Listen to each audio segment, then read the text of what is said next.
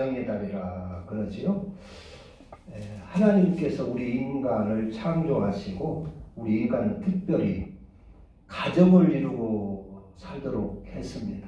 그래서 가정은 하나님의 큰 축복입니다. 하나님께서 우리 인류가 살기 시작할 때 정해주신 겁니다. 그래서 이것은 바꿔질 수가 없습니다. 하나님께서 이제 그 나무 같은 것은 땅에 뿌리를 박고 살게 하셨죠. 물고기는 물 속에서 살도록 그렇게 정하시고, 새들은 공중을 날면서 살도록 그렇게 정해주셨어요. 애체. 그래서 그것이 영원히 변치를 않습니다. 한국에 있는 물고기나 저 미국에 있는 물고기는 다 물속에서 사는 줄로 믿습니다. 한국에 있는 이런 새나 저 아프리카에 있는 새들은 다 공중을 날아다니며 그렇게 곤충을 잡아먹고 살고 있는 줄로 믿습니다. 그런 것처럼 우리 인간도 이 창조 때부터 가정을 이루고 살도록 하나님이 정해주셨기 때문에 어디를 가든지 우리 인간은 가정을 이루고 살아요. 또 어느 때든가 아무리 미개인이라 할지라도, 문명이 발달되지 못한 미개 원시민족이라 할지라도 사람은 가정을 이루고 삽니다. 이것이 아주 특별한 것이죠. 하나님께서 이것을 정해주지 않은 것 같으면 우리 각 지역마다 다 틀릴 것이고 이게 다 깨질 것입니다. 이렇게도 살고 저렇게도 살고 그럴 것입니다. 그런데 성경처럼 하나님께서 우리를 인간을 창조하시고 생활의 그 패턴, 생활의 그 양식을 정해줄 때 가정을 이루고 살도록 하셨어요. 그래서 어디를 가든지 옛날이나 지금이나 아무리 미개한 사회라 할지라도 사람은 가정을 이루고 살고 그 가정을 아주 가장 또 중요시 여기고 살고 있습니다. 그리고 모든 삶의 기초가 가정에서 출발을 합니다. 그래서 가정이 깨지면 다 깨지는 것이고, 가정이 허물어지면 다 허물어지고 망가지게끔 그렇게 돼 있어요. 할렐루야. 그래서 우리 인간은, 그래서 이 가정이라고 하는 것은 하나님의 큰 축복인 줄 믿으시기를 바랍니다. 이걸 아셔야 됩니다. 그래서 마귀는 이걸 자꾸 허물어뜨리려고 해요. 어떻게 해서든 가정을 허물어뜨리려고 에덴 동산에서부터 그 가정을 허물어뜨리려고 아주 몸짝을 부리는 것이 마귀입니다. 마귀. 하나님은 가정을 이룰 때, 우리 인간을 창조할 때 아담을 지으시고 아담을 깊이 잠들게 하셨다고 그랬죠. 맞으면 오늘날로 말하면 마취를 시킨 거죠. 마취. 오늘 마취가 아마 성경에서 그렇게 나온 것 같아요. 그래가지고 깊이 잠들게 해가지고 그 갈비뼈 하나를 취해서 여자를 만드셨다 했어요. 하와를 만들었어요. 그리고 하나님이 그 하와를 데려다가 아담에게 데려다 주니까 아담이 그 하와를 보고 얼마나 반했던지 아주 감격을 한 거예요. 감격을. 세상에 그렇게 아름답고 사랑스럽고 귀한 존재가 없는 거예요. 그래서 그걸 보고 아담이 눈을 뜨고 감동을 해가지고, 이는 내 사랑하는 뼈 중에 뼈요, 내 살 중에 살이로다 하고 그 아내를 사랑하며 가정을 이루고 그렇게 살게 됐습니다. 그것이 우리 가정의 유래입니다. 이것은 인간들의 상의에서 만든 제도도 아니고, 또 문명이 발달돼서 문명의 그 발달 그 유산으로 결과로 생겨진 것도 아니고, 애초에 하나님이 우리를 그렇게 지어 놓으셨습니다. 그리고 그 가정을 이루어 살도록 하신 뜻은 함부로 살지 말라는 것입니다. 우리 인간은 네 멋대로 살지 말라는 것입니다. 하나님의 말씀으로 살라는 것입니다. 그래서 하나님의 말씀을 주셨어요. 가정을 주신 것은 네 멋대로 살면 안 된다. 거룩하게 살아야 된다. 하나님의 말씀대로 하나님의 자녀답게 사람답게 살아야 된다. 그렇게 살아가지고 하나님의 자녀를 만들려고 가정을 주신 줄로 믿으시길 바랍니다. 세상 사람들은 가정에서 행복하게 살면 그것이 다인 줄 아는데 하나님이 가정에 숨겨진 하나님의 그 뜻은 또 가정을 이루고 사는 우리의 사명은 뭐냐? 그 가정을 통해서 내가 하나님의 형상을 이루어야 됩니다. 즉 사랑의 사람이 되어야 되는 것입니다. 가족들 다 사랑하지요? 팔은 안으로 굽는다고 부부간에 사랑하고 출산한 그 자녀는 얼마나 사랑스럽습니까? 그래서 가정을 통해서 아주 사랑의 사람을 하나님은 만들기 위하여 가정을 주신 겁니다. 그냥 뭐 즐겁게만 살고 행복하게만 살고 기분 좋은 대로만 살게 할 것 같으면 가정 주실 필요가 없어요. 짐승처럼 뭐 소나 개, 돼지처럼 마음대로 살게 내버려 놔두지 가정 주실 필요가 없지요. 그런데 가정을 주신 하나님의 의도가 있습니다. 뜻이 있습니다. 그것은 우리를 함부로 살지 말고 거룩하게 살고 하나님의 형상 자녀답게 살으라는 것입니다. 그래서 한평생 가정을 이루면서 이렇게 살고 그리고 하나님의 형상을 이루어서 하늘나라 시민이 되라는 것입니다. 하늘나라 백성이 되라는 것입니다. 그래서 저 모판이 모내기를 하는 모를 양성하는 기관이라 하면은 가정은 하늘나라 시민을 양성하는 기관입니다. 그냥 돈 벌어서 그냥 행복하게 좋은 집 짓고 잘 사는 것이 그게 다인 줄 알면 안 됩니다. 우리 예수 믿는 사람은 가정이 하나님의 형상을 이루기 위하여 하나님께서 특별하게 만든 제도라고 하는 것을 아셔야 됩니다. 그래서 가정 생활을 통해서 내가 사랑의 사람을 한번 이루어야 된다는 것입니다. 사랑의 사람, 하나님의 형상의 사람, 하나님은 사랑이시라고 그랬지요?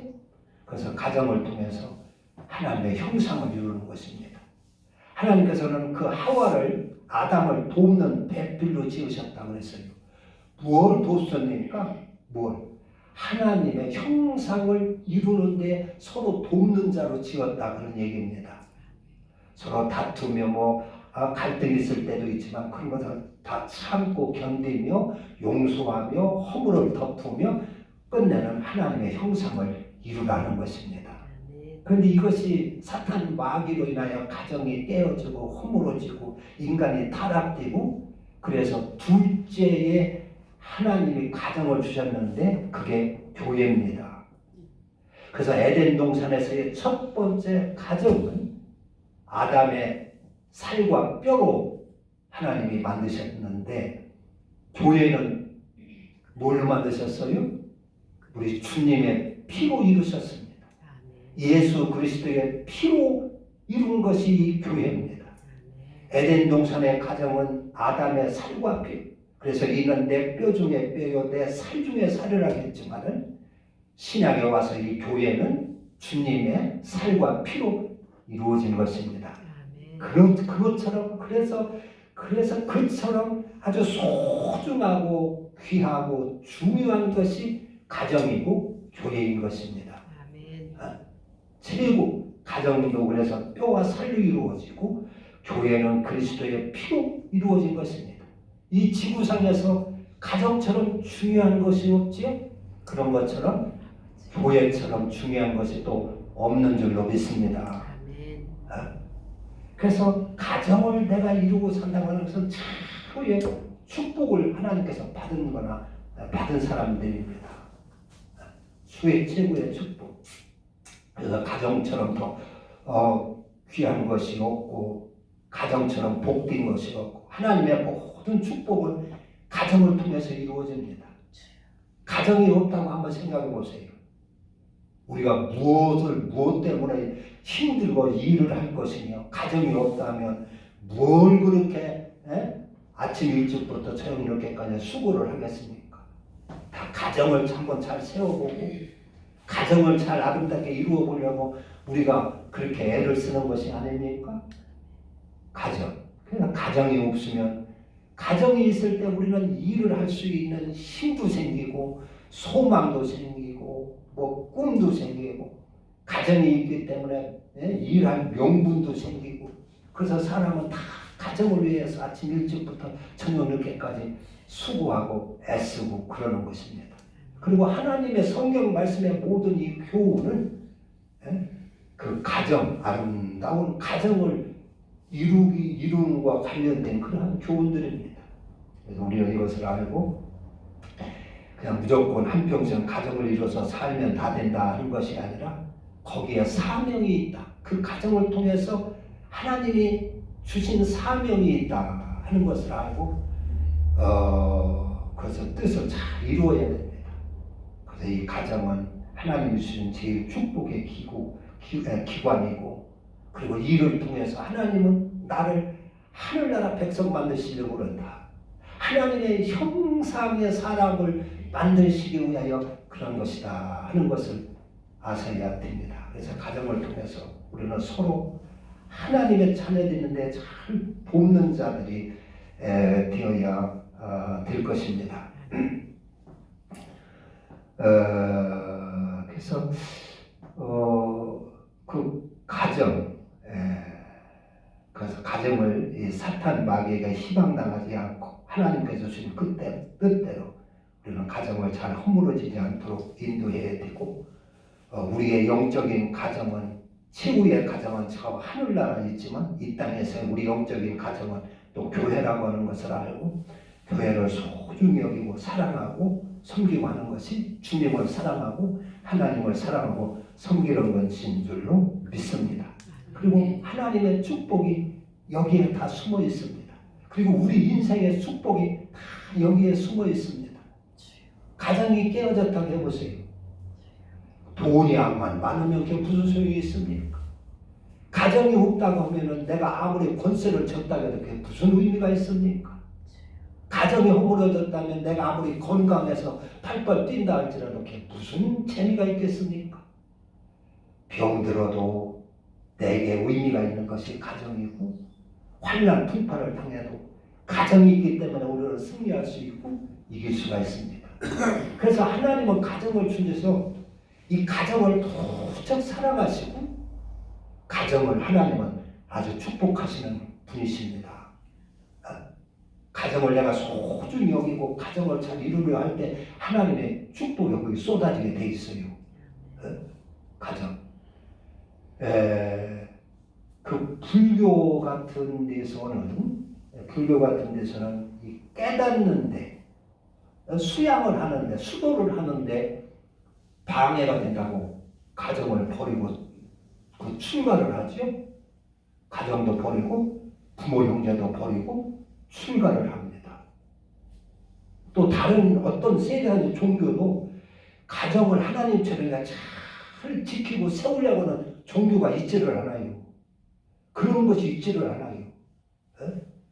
유교도 한 가정보다 더 그 가문을 더 존중해가지고 그 가정을 무시하는 경우가 많이 있어요.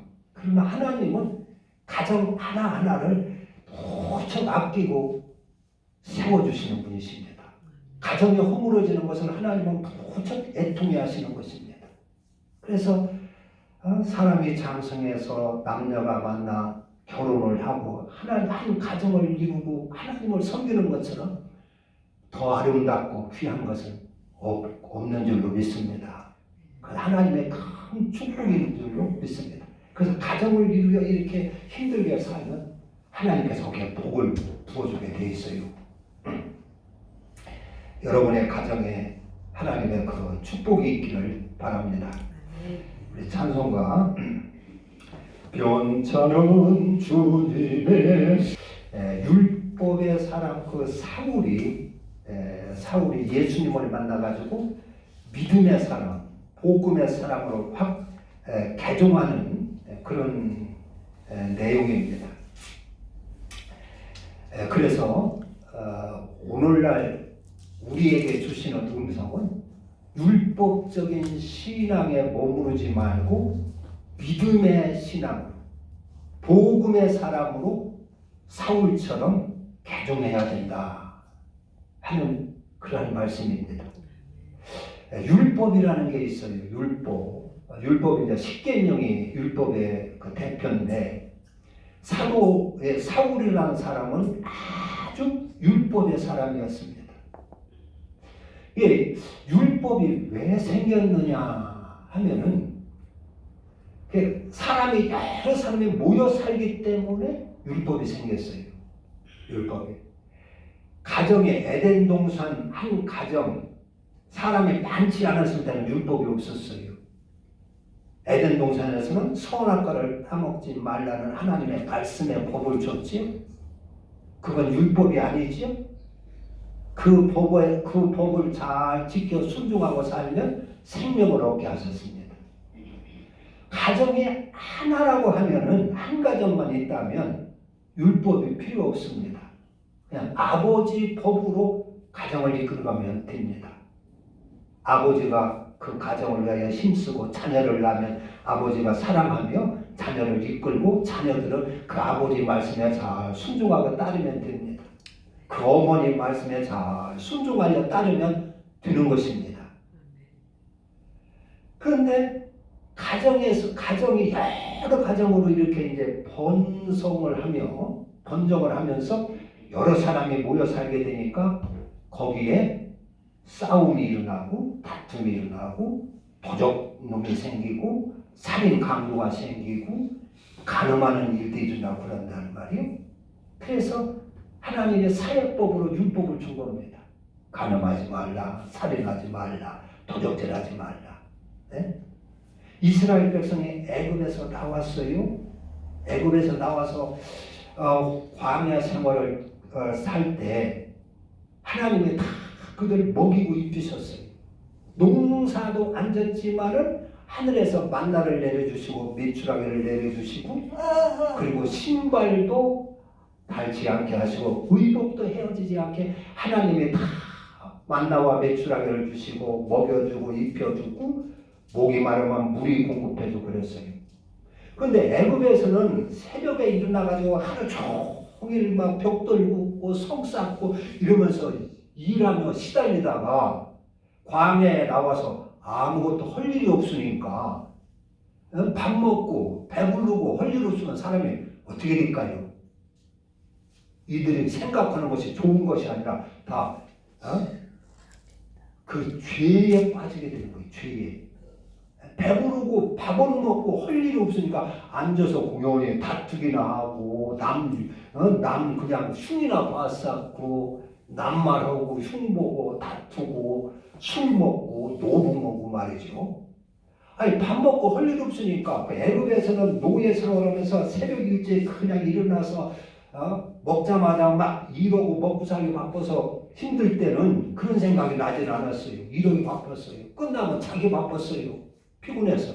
그런데 광야에 나와가지고 하나님이 실컷 배부르게 먹여주고 고기 먹여주고 밥 먹여주고 말 이런 할 일이 없으니까 이것들이 엉뚱한 짓을 한다는 말이에요. 싸우고 도적질하고 뭐 살인하고 막 그런단 말. 그래서 모세가 하나님 앞에 한탄을 하는 겁니다. 하나님 이 백성 내가 가나안 땅으로 인도할 수가 없습니다. 하나님 나 이거 감당하지 못하겠습니다. 그러니까 하나님께서 모세를 신의 산으로 불러 올려가지고 주신 것이 십계명입니다. 하나님이 계명을 돌비에 싹 써서 아주 그 계명 주실 때도 아주 엄청나게 온 천지가 막 아주 근엄하게 해가지고 빛으로 막 그래서 돌비에 써서 막 내성 병력을 치면서 하나님의 그 말씀을 계명을 경시하지 않도록 근엄하게 해가지고 계명을 주시지 않습니까? 그래가지고 그 계명으로 이스라엘 백성을 다스렸어요. 싸우지 말고, 도적질하지 말고, 간음하지 말고, 이웃과 탐내지 말고. 그래서 십계명 율법을 주셨습니다. 그러니까 율법은 하나님께 영광 돌리고 우리의 영혼을 살리기 위해 주신 것이 아니라 인간 사회의 범죄를 방지하기 위해서 주신 것입니다. 그래서 그것을 어기면 하나님의 지엄한 형벌이 따르게 되어 있어요. 그래서 형벌 받지 않으려고 두려움을 가지고 율법을 지키고 살았습니다. 그래서 율법이 생긴 것입니다. 그래서 율법은 사역법이요 인간 사회의 세상의 법입니다. 그것은 우리 영혼에 사는 법이 아닙니다. 그것은 아버지와 아들 간의 그 하나가 되게 하는 생명을 얻게 하는 법이 아닙니다. 그것은 하나님께 영광 돌리는 법이 아닙니다. 율법은 암만 지켜도 영혼이 살지는 않습니다. 율법은 우리가 죄를 못 지게 하고 우리를 거룩하게 살게 하는 그런 선한 의미가 있지만은 우리 영혼을 살리는 것은 아닙니다. 즉 영혼을 하나님 형상으로 담게 하는 건 아니라 그런 얘기입니다. 율법에는 살과 피가 없어요. 내가 희생해서 저를 잘 되게 해주겠다는 그런 것이 율법에는 없습니다. 살인하지 않으면 되고 간음하지 않으면 되고 도둑질하지 않으면 되는 것이 율법입니다. 영혼이 사는 것 암만 그 율법을 철저히 지켜도 영혼이 살지를 않습니다. 하나님 형상으로 회복이 되지를 않습니다. 그래서 하나님은 우리에게 영혼에 사는 법을 주셨어요. 그것은 에덴 동산에부터 하나님의 율례와 법도로 주셨습니다. 아브라함을 통해서 영혼에 사는 법을 주셨습니다. 그건 하나님 아버지와 우리 사이에 그 법을 순종하여 잘 지켜서 하나님과 아들 사이가 가까운 사이가 되는 것입니다. 하나님과 내가 하나가 되는 그러한 법입니다. 그것은 하나님의 말씀입니다. 하나님의 아브라함에게 아브라함아 너 네 본토 친척 아비 집을 떠나 내게 지시하는 곳으로 가라. 그러지? 그것은 사역법이 아닙니다. 그것은 율법이 아닙니다. 그건 십계명이 아닙니다. 아버지와 아들 사이의 법입니다. 그래서 그것은 믿음의 법입니다. 하나님을 믿어야 그 말씀을 순종해서 지금까지의 삶의 터전을 다 버리고 하나님이 인도한 대로 떠날 수가 있습니다. 그래서 그 말씀대로 순종해서 아브라함이 잘 떠나면 순종하면 아브라함은 하나님의 자녀가 되고 하나님은 아브라함의 아버지가 되어서 아브라함을 보호하시고 지켜주시고 축복해 주시는 것입니다. 이건 율법이 아닙니다. 이거는 영혼에 사는 법입니다.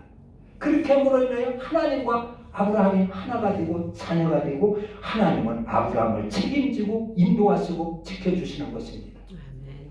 영혼에 사는 법입니다. 그것을 믿음의 법이라 합니다. 요한복음의 1장에서는 율법은 모세로 말미암아 온 것이요 은혜와 진리는 예수 그리스도로 말미암아 온 것이라 했습니다. 그러니까 율법에는 생명이 없습니다. 아무리 잘 지켜도 우리가 구원받을 수 없습니다. 어떤 사람은 이제 그 구약에는 하나님을 여호와라 불렀어요. 구약에서는 예수님이 없었어요. 예수라는 이름이 없었어요. 그리고 율법으로 살았기 때문에 하나님을 두려운 하나님으로 이렇게 섬겼어요. 그래서 어떤 사람은 그래요. 구약에서는 하나님을 여호와라 불렀을 때는 사람이 하나님의 자녀가 되지 않고 종이 되었다. 하나님의 종의 영으로 종이 된다. 그러나 신약에서는 예수의 이름을 불러서 우리가 하나님의 자녀된다. 하나님을 아버지라 부른다. 예수의 이름으로 부르기만 하면 다 하나님의 자녀 된다. 그렇게 얘기하는 사람이 있어요. 그게 아닙니다. 하나님의 말씀, 하나님의 율례와 법도 믿음의 법으로 살아서 그 말씀에 우리가 잘 순종한 믿음의 법은 순종입니다. 순종. 율법은 그냥 그 살인하지 않고 간음하지 않고 도적질하는 거 지키면 되지만은 하나님의 생명의 법은 그 말씀에 순종하는 것입니다. 아브라함아 네 본토 아비 집을 떠나 내가 지시하는 곳으로 가라. 그 말씀에 순종하는 것이 믿음입니다. 그게 믿음의 법이고 영혼이 사는 법이고 하나님의 자녀가 되는 길이고 생명을 얻는 길입니다. 그렇게 할 때 하나님이 내 아버지가 되는 것이요. 그런 것이 예수 불렀다고 하나님 아들 자녀가 되는 것이 아니고 여호와 불렀다고 종이 되는 게 아닙니다. 하나님의 그 율례와 법도를 받아 살 때. 그래서 믿음의 법은 순종입니다. 그래서 그 순종을 참으로 아버지와 아들이 하나가 되는 것입니다. 자녀가 되는 것입니다. 그래서 율법으로는 우리가 생명을 얻지 못하고 믿음의 법으로 우리가 생명을 얻는 것입니다. 믿음의 법으로 영생을 얻는 것입니다. 그 아브라함부터 주신 그 법, 그러니까 율법과 우리 영혼에 사는 믿음의 법을 잘 분별할 수 있어야 돼요. 어떤 사람은 예수하는 것이 믿음이고 구원받는 것이 그런 게 하는데 그 믿음의 법이라고 하는 것은 순종하는 법을 말합니다. 순종해서 생명을 얻는 것을 말합니다. 믿음의 법이라고 하는 것은 우리를 하나님의 형상 닮게 하고 하나님의 자녀 닮게 하는 법을 말하는 것입니다. 율법은 하나님의 형상 닮게 하는 게 아니에요. 암만 지켜도 사도 바울이라는 사람이 철저한 율법의 사람이었어요. 율법. 그 율법 교사였습니다. 율법을 아주 다 섭렵을 한 사람입니다. 가말리엘이라는 그 당시 최고의 그 스승 밑에서 율법을 잘 배우고 바리새인 중에 바리새인이요 히브리인 중에 히브리인이요 율법을 가르치는 교사요 로마 시민권을 갖고 있어요. 당대의 최고인 그 사울이 율법의 사람이었습니다. 철저히 율법의 사람이었어요. 그런데 신기하게 그래서 이제 예수 믿는 사람들을 잡아 죽이려고 왜 잡아 죽이려고 하냐면은 예수는 갈릴리 그 목수의 아들이고 또 그 제자들도 다 어부고 뭐고 율법을 모르는 사람이요. 율법을 배우지도 않고 모르는 사람이고 그 근본도 없고 무식하고 촌놈이고 이런 것들이 말이죠. 예수가 부활했다고 떠들어 쌓고 예수가 메시아라고 떠들어 쌓고 말이죠. 그리고 예수 믿으면 하나님 자녀가 되고 하나님을 아버지라고 했었고 예수 믿으면 영생을 얻는다고 해서 하니까 이게 기가 찬 거요. 가관인 거요. 당시 최고의 율법학자로서 그들을 보니까 이건 진짜 놔둬서는 안 될 것들인 것입니다. 그래가지고 예수 믿는 사람들을 사울이 제일 앞장서서 이들을 잡아 죽이려고 그렇게 쏴다닌 겁니다. 각 집집마다 예수 믿는 사람만 잡아 끌어다가 감옥에 넣고 넣고 그래가지고 스데반이 돌에 맞아 죽을 때도 당연히 여겼어요. 너는 죽어 마땅하다 당연히 여겼습니다.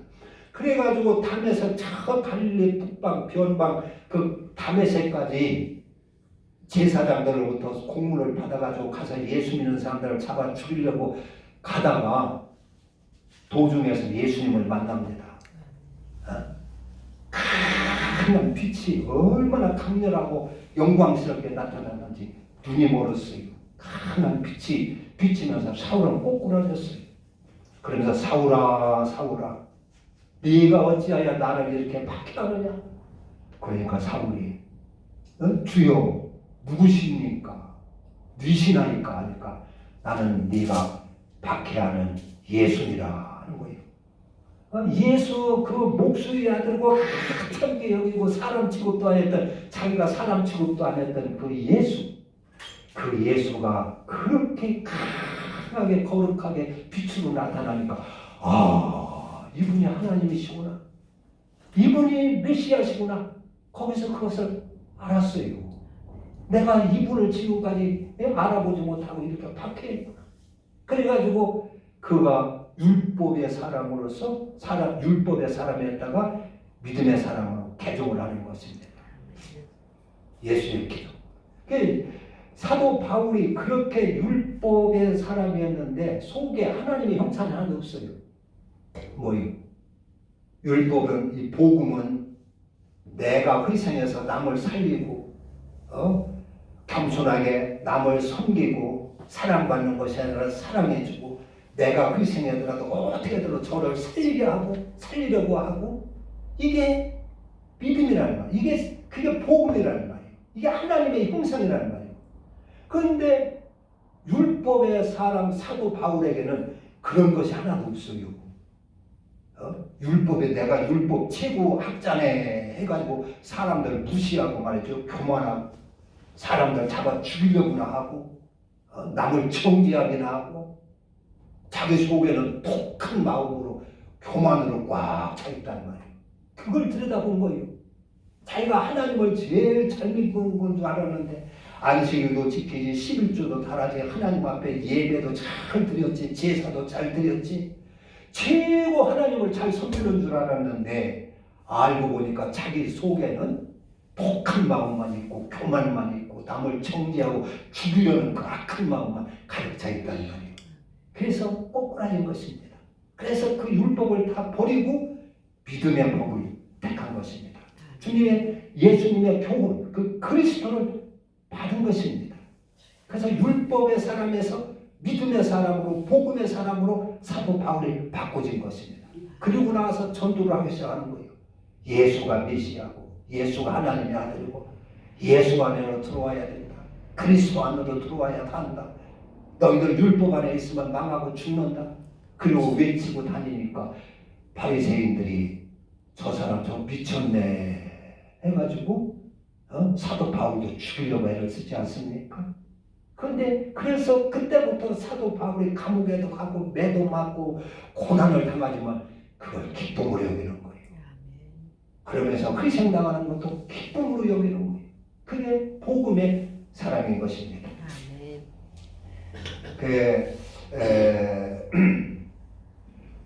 우리가 이렇게 이제 율법은 그냥 안식일 지키면 하나님 잘 섬기는 줄 알고 있어요. 교회 와서 예배 드리면 하나님 잘 섬기는 줄 알고 있어요. 할례 받으면 하나님 잘 섬기고 하나님 자녀된 줄 알고 있어요.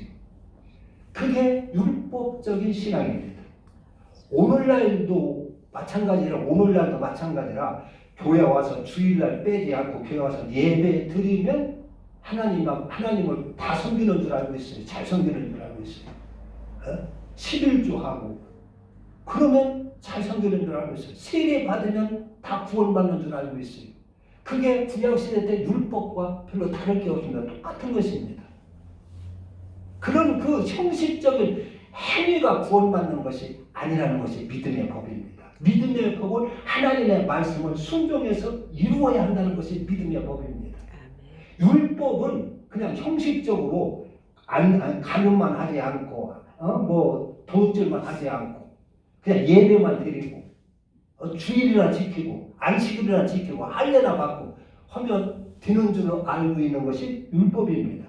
그러나 복음은 그런 형식적인 외식적인 그런 행위가 믿음이 아니라는 것입니다. 그게 하나님 섬기는 것이 아니라는 것입니다. 하나님의 말씀으로 하나님의 법으로 내가 살아서 하나님의 형상으로 희복이 되어야 된다는 것입니다. 내 양심이 고쳐져야 되고 내 실부가 고쳐져야 되고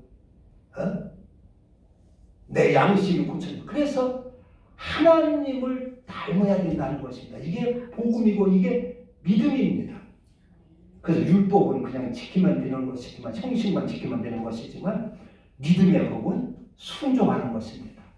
자녀가 아버지의 말을 듣고 그 말씀대로 잘 순종하여 아버지와 하나가 되는 것입니다. 그게 믿음입니다. 그게 하나님을 믿는 것입니다. 믿음의 법을 우리는 잘 알아야 됩니다. 그래서 율법과 믿음, 율법의 사람이 사도 바울이 믿음의 사람으로 개종한 것처럼 우리가 그렇게 개종해야 됩니다. 그러면 하나님의 동행을 합니다. 그러면 하나님이 함께 하시고 성령이 함께 하십니다. 율법의 신앙으로서는 하나님이 함께 하시지 않습니다. 율법은 암만 잘 지켜도 성령이 함께 하시지 않습니다. 하나님의 축복해 줄 의무를 느끼지를 않습니다. 율법을 버리고 우리가 믿음의 사람, 믿음의 법의 사람이 될 때, 그래서 하나님의 말씀에 잘 순종하여 이루어질 때 하나님이 우리를 지키고 보호할 책임을 하나님이 느끼시는 겁니다. 하나님의 말씀을 잘 순종해서 본토 친척 아비집을 떠나가지고 하나님 말씀에 순종하여 집을 떠나서 나그네 생활을 하는데 하나님이 그 책임, 그 책임을 안 느끼겠어요? 하나님이 그 나 몰라라고 했어요?